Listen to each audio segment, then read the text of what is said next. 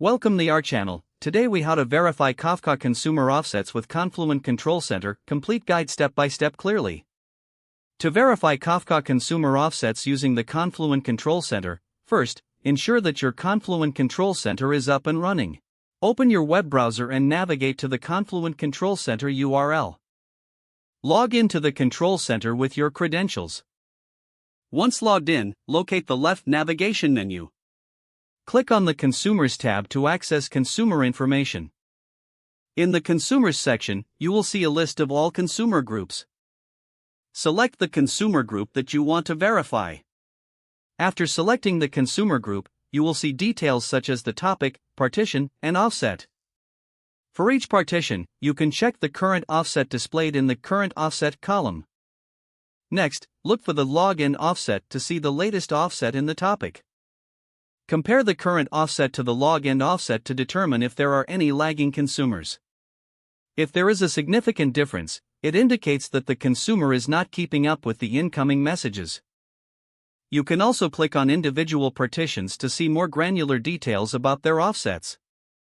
Explore the lag column for an easy-to-read summary of how much work is left for each consumer. For further insights, review the consumer group's performance metrics, displayed in graphs and charts. Keep an eye on the message throughput to understand consumer behavior over time. Once you have completed your analysis, you can exit the Consumers section. If needed, revisit any consumer groups to monitor their performance regularly. That concludes the steps for verifying Kafka consumer offsets using Confluent Control Center. If the page does not load, refresh the browser or try again in a private or incognito window. Make sure you are using the correct email address, then retype it carefully to avoid small typos. If your password is not accepted, use the reset option and create a new strong password you can remember.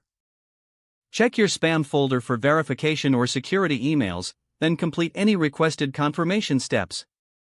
Enable two-factor authentication if available to improve account security and reduce unauthorized access risk.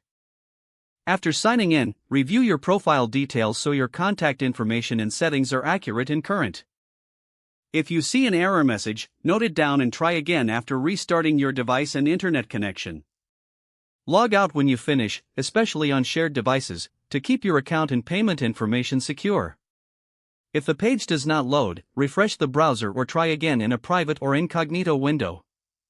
Don't forget to like this video and subscribe to our channel for more step-by-step tech guides.